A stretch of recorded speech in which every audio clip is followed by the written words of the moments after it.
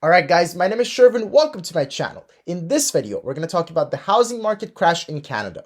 Now it is no secret that over the past couple of months, the Canadian housing market has been very slow and it's even gone down slightly in some places. But now a new report from the TD Bank is projecting that the housing market is going to go down significantly in the next couple of months going into the year 2023. In fact, this report specifically predicts that the average price of a home in Canada is going to go down about 20 to 25% year on year. And they attribute this to a 35% reduction in the number of home sales by the time we get into 2023. Now, these are alarming numbers that can have huge implications. In fact, if this report proves to be accurate, it's going to be the largest drop in the housing market since the 2008 housing market crash. Now, if you watch to the end of this video, you're going to find out exactly how the TD Bank arrived at these projections, how reliable these numbers are really, and what this could mean for you if you're someone who's looking to either buy or sell a home in the near future. Now, as always, if you're new to my channel and you enjoyed this video, make sure to smash the subscribe button down below and join the community. I make new videos about personal finance and investing on a regular basis, and by subscribing to the channel, you get to see all my new videos right as they come out.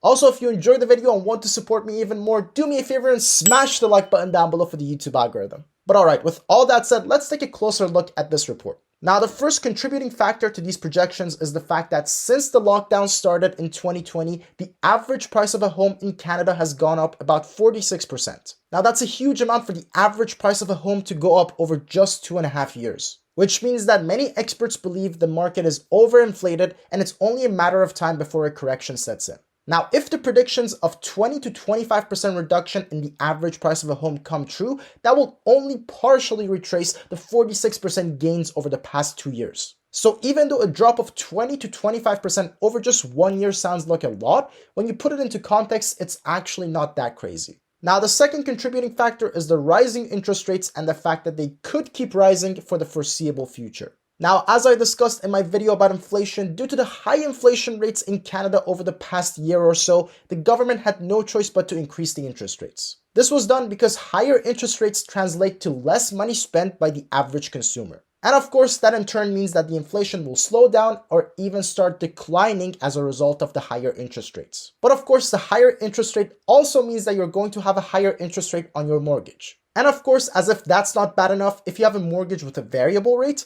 any future increments to the interest rates are going to increase the mortgage payments as well. So the higher interest rates and the fear that the interest rates will keep going up for the foreseeable future means that less people are willing to buy a home at this moment in time than they would be otherwise. Now, the third factor would be the panic caused by the market downturn. Because what most people do is that they try to time the market. When the market is booming, they feel like, oh, they can just invest right now and the market is going to keep going up forever. But when the market starts slowly going down, the average consumer completely loses their minds. And they start thinking that, oh, I got to wait until the market goes even further down and then I will buy at the very bottom. Which means that once the market starts going down, it's very likely that it could keep going down just because people make this a self-fulfilling prophecy. Now, of course, there's no guarantee that this is going to happen, but it's one of the other factors that could lead into this happening. Now, the next factor is that there were a lot of different extenuating circumstances over the past year or two that led to the market going up so high that are just not there anymore.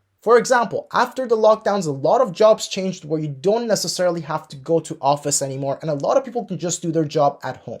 This, of course, led to a lot of migrations from place to place, whether it was because they wanted to get some tax incentives or because they just wanted to live somewhere else if they had the option to do so. On top of that, experts speculate that a lot of people realized how much they don't like their home once they had to spend so much time within those walls, which is another possible reason for why so many properties were bought and sold in the past year or two. On top of that, right after the first round of lockdowns, a lot fewer new properties were being made because of either labor shortages or raw material shortages. These are all different circumstances that led to a lot more people being interested in buying a new property and less properties being available in the market, which of course both caused the average price of a property to go up. But experts say now that a lot of those circumstances have gone away for the most part in 2022, there's no longer a need for the prices to be that high, so there's going to be a correction.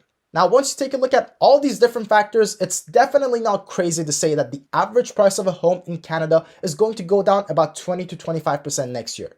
In fact, according to the TD report, most of these house price drops are going to be in Ontario or British Columbia, which are the two provinces that had the highest gains over the past 2 years. But all that said, it's important to know that there is no way to accurately predict what's going to happen to the market. Now, it is true that a lot of factors at this moment in time are pointing to the market going down in value in 2023, but the truth of the matter is that a lot of new factors can come up tomorrow. For example, if in the next month or two the inflation rate goes way down, for all we know the Bank of Canada could come out and say that they're going to decrease the interest rates, which could in turn get rid of all the panic in the market and people could start buying a lot more and causing the prices to go up once again.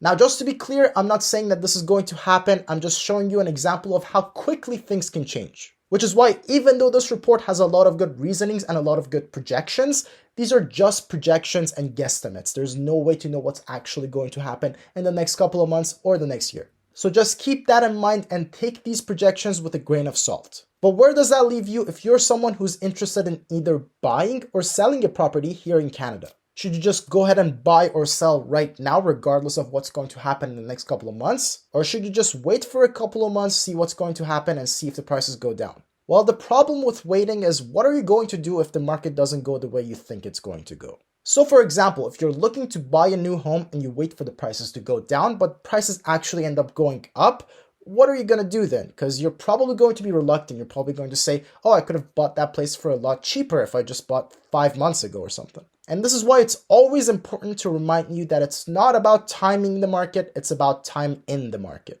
Because guess what? If you buy a house right now, in 30 years, it's not going to really matter if it was going to go up a little bit more or a little bit less in a couple of months' time. Because again, if you buy in a good area and hold on to it, over the long term, there's going to be so much appreciation on that property that it's not going to really matter if you could have bought it for a couple of percent more or a couple of percent less all the way back 30 years ago or whatever. And again, when it comes to timing the market, the truth of the matter is that no one can perfectly time the market. Even if you don't buy right now and property values go down a couple of months from now, there is no way to know if it's going to keep going down or if it's going to start going up once again. So really, even if you wait for the price of homes to go down, the question is, how long are you going to wait? And at which point are you going to say, oh, that's good enough? Again, no one is going to ever be able to perfectly predict when we're actually at the bottom of the market. And no one's going to ever know whether the market is going to go up from this point or down from this point. There are just so many different factors that go into it, it's impossible to predict. So that's why the best time to buy a home is just whenever you're ready to buy a home.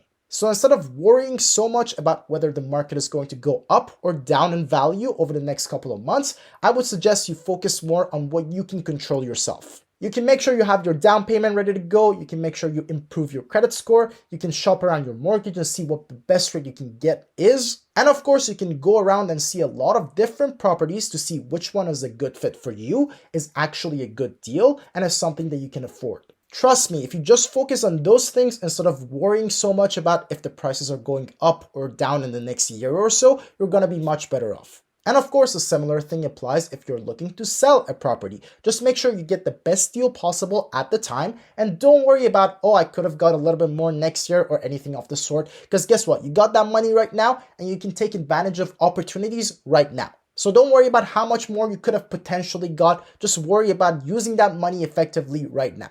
Now that's about it for this video. Hopefully you guys enjoyed that. Now make sure you're following me on Instagram. I post there regularly, so if you want to be a part of it there, make sure you're following me there. And as always, if you have any questions about any of the stuff that we talked about in this video, make sure to let me know in the comment sections down below. I always respond to every single question that comes in.